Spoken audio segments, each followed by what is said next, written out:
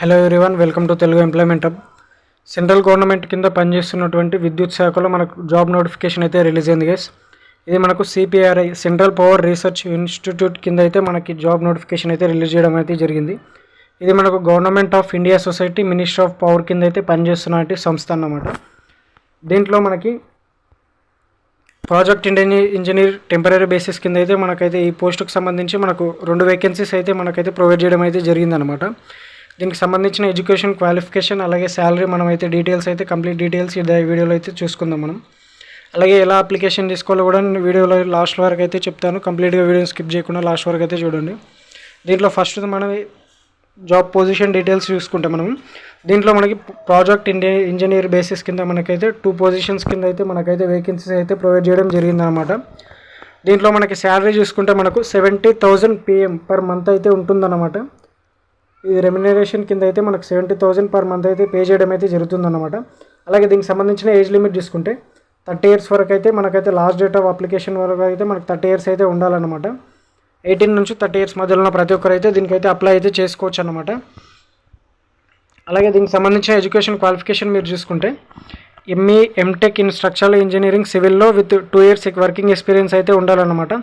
Structural analysis, designing steel concrete structures, designing of transmission line, monopoles and their foundation సంబంధించి మనకైతే experience అయితే ఉండాలన్నమాట ME MTech complete చేసిన తర్వాత.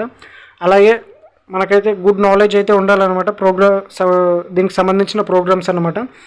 FEM based structure analysis software, అలాగే data software, AutoCAD, MS ఆఫీస్కి సంబంధించి మనకైతే గుడ్ నాలెడ్జ్ అయితే ఉండాలన్నమాట. అలాగే దీనికి సంబంధించిన అప్లికేషన్ చేసుకుంటే మనం అయితే ఆఫ్లైన్లో అయితే అప్లికేషన్ అయితే చేసుకోవాల్సి ఉంటుందన్నమాట. ఈ అప్లికేషన్ అలాగే దీనికి సంబంధించిన అప్లికేషన్ ఫామ్ ఏదైతే ఉంటుందో నేనైతే కామెంట్ బాక్స్లో అయితే పిన్ చేస్తాను. అక్కడ నుంచి మీరైతే డౌన్లోడ్ అయితే చేసుకొని డైరెక్ట్ ఫిల్ చేసి మీరైతే ఇక్కడ కనిపిస్తున్న అడ్రస్కి అయితే సెండ్ చేయాల్సి అయితే ఉంటుందన్నమాట. అప్లికేషన్ చేసుకోవడానికి మన లాస్ట్ డేట్ చూసుకుంటే ఇక్కడ మీరు May 23 వరకు అయితే మనకైతే లాస్ట్ డేట్ అయితే ప్రొవైడ్ చేయడం అయితే జరిగిందనమాట. దీనికి సంబంధించిన అప్లికేషన్ ఫామ్ ఫిల్ చేసిన తర్వాత ఇక్కడ మీకు కనిపిస్తుంది address. Application for the post of project engineer MED అని పెట్టేసి మనమైతే పోస్ట్ అయితే రాయాల్సి అయితే ఉంటుందన్నమాట.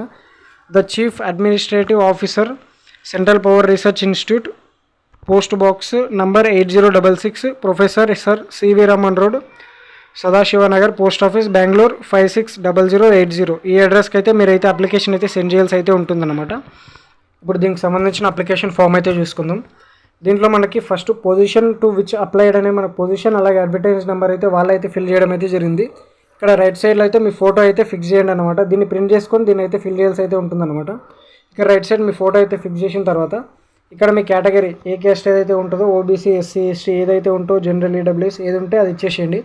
తర్వాత name in full block letters మీ ఫుల్ నేమ్ అయితే ఇచ్చేసేయండి. తర్వాత డేట్ ఆఫ్ బర్త్ ఏదైతే ఉంటుందో మీ సర్టిఫికేట్ 10th క్లాస్ సర్టిఫికేట్ ఏదైతే ఉంటుందో దాంట్లో ఎట్లుంటే సేమ్ అట్లయితే ఇచ్చేసేయండి. తర్వాత మనకు May 23 వరకు మన ఏజ్ ఎంత ఉంటుందో అంత ఏజ్ అయితే ఇచ్చేసేయండి. తర్వాత మన నేషనాలిటీ హిందూ అయితే హిందూ, ముస్లిం అయితే ముస్లిం, క్రిస్టియన్ అయితే క్రిస్టియన్ ఏది ఉంటే అది ఇచ్చేసేయండి.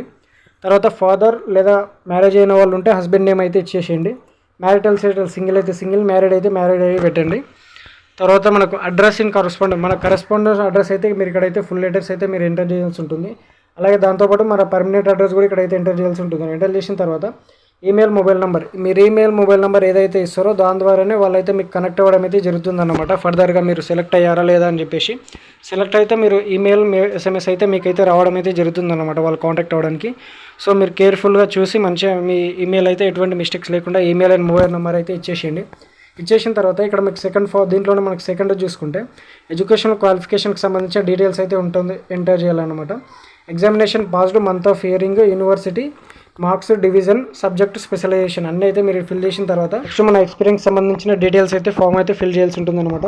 ఇక్కడ name of the organisation with address ఏ ఆర్గనైజేషన్లో మీరు వర్క్ చేస్తారో ఆ ఎక్స్పీరియన్స్, అలాగే designation of the post held ఏ పోస్ట్ కింద పనిచేస్తారు, అలాగే సర్వీస్ పీరియడ్ ఫ్రమ్ టు ఏ డేట్ నుంచి ఏ డేట్ వరకు అయితే మీరైతే వర్క్ చేస్తారు, అలాగే శాలరీ ఎంత శాలరీ అయితే మీకైతే ప్రొవైడ్ చేస్తారో ఆ ట్రైనింగ్ పీరియడ్లో, అలాగే దీనికి సంబంధించిన నేచర్ ఆఫ్ డ్యూటీస్ ఏ డ్యూటీస్లో మీరైతే వర్క్ చేస్తారో అవి అయితే ఇక్కడైతే ఇచ్చేసేయండి.